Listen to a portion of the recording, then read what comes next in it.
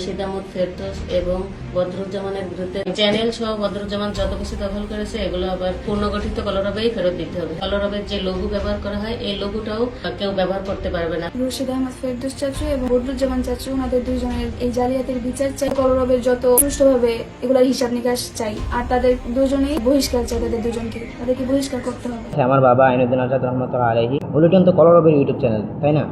কিন্তু ভিতরে দেখেন এই ইউটিউব চ্যানেলের মালিক নাকি বদরুজ্জামান চাচু। কলরবের চ্যানেলও ছিল, কিন্তু পরবর্তীতে এটাকে নাম চেঞ্জ করে বুলেটিন রাখা হয়েছে।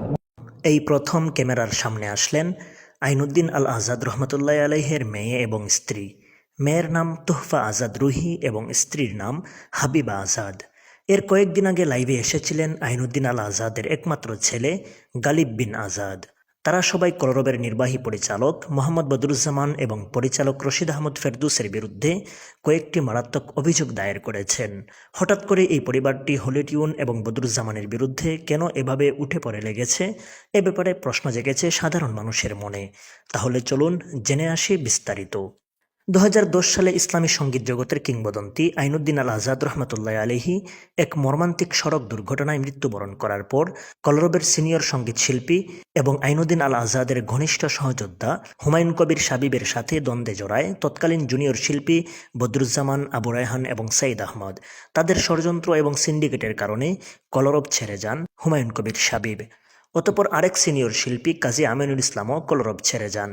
অতঃপর কলরবের যোগ্যতা সম্পন্ন আরেক সিনিয়র শিল্পী আবু সুফিয়ানকেও তারা কলরব থেকে বের হয়ে যেতে বাধ্য করে। এভাবে আইনুদ্দিন আল আজাদের হাতে গড়া শিষ্যদেরকে ছাঁটাই করে তার সাজানো ফুলের বাগানকে দখল করে বদরুজ্জামানের সিন্ডিকেট বাহিনী। মাওলানা আইনুদ্দিন আল আজাদ রহমতুল্লাহ আলাইহের স্ত্রী ও সন্তানরা বলেন, কলরবের মালিক মাওলানা আইনুদ্দিন আল আজাদের পরিবারকে ঠকানো হয়েছে। তার অসংখ্য জনপ্রিয় গানের রয়্যালিটি তিনি মারা যাওয়ার পর তার পরিবার বা এতিম বাচ্চারাও পাচ্ছে না। সংগঠনটির নির্বাহী পরিচালক বদরুজ্জামান উজ্জ্বল এবং প্রধান পরিচালক রশিদ আহমদ ফেরদৌস সহ একটি চক্র গানের রয়্যালিটি সহ কলরবের আয় নিজেরা কুক্ষিগত করেছেন বলে অভিযোগ করেছেন তারা। চক্রটি কলরবের ইউটিউব চ্যানেলের নাম পরিবর্তন করে নিজের প্রতিষ্ঠানের নাম হলিটিউন দিয়েছেন। তারা কলরবের টাকায় বিভিন্ন জায়গায় বাড়ি গাড়ি সহ বিপুল সম্পত্তি গড়ে তুলেছেন বলে অভিযোগ করেছেন তারা। 2004 সালের 28শে মে জাতীয় শিশু কিশোর ইসলামী সাংস্কৃতিক সংগঠন কলরবকে মরহুম আইনুদ্দিন আল আজাদ রহমতুল্লাহ আলাইহি প্রতিষ্ঠা করেন। ধীরে ধীরে কলরবের ইসলামী গান ও গজলগুলো জনপ্রিয়তা অর্জন করতে থাকে। বিশেষ করে মোবাইল ফোনে রিংটোন এবং ওয়েলকাম টিউন হিসেবে গানগুলো ব্যাপক জনপ্রিয়তা অর্জন করে।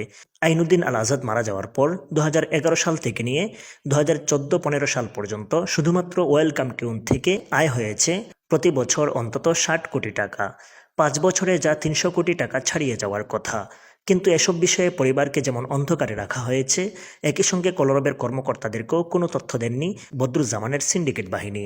ফেসবুক, ইউটিউব এবং টিকটক সহ সামাজিক যোগাযোগ মাধ্যমেও ইসলামী সঙ্গীত বেশ জনপ্রিয়। এখান থেকেও প্রতি মাসে আয় হয় 20 থেকে 25 লাখ টাকা পর্যন্ত। এসবের কোনো হিসাবও দেওয়া হয় না আজাদ পরিবারকে, কোনো খোঁজখবর নেওয়া হয় না পরিবারের। মাদ্রাসায় পড়াশোনা করতে গিয়ে প্রচুর অর্থ সংকটে পড়তে হয়েছে আইনুদ্দিন আল আজাদের সন্তানদেরকে। এবার আইনুদ্দিন আল আজাদের পরিবারের সদস্যরা তাদের বাবার প্রতিষ্ঠানের স্বত্বাধিকারী ফিরে পেতে চান। অন্যায়ভাবে কলরবকে হাতিয়ে কোটি কোটি টাকা আত্মসাৎ করা বদরুজ্জামান এবং তার গংদের বিরুদ্ধে আইনি লড়াই করবেন তারা।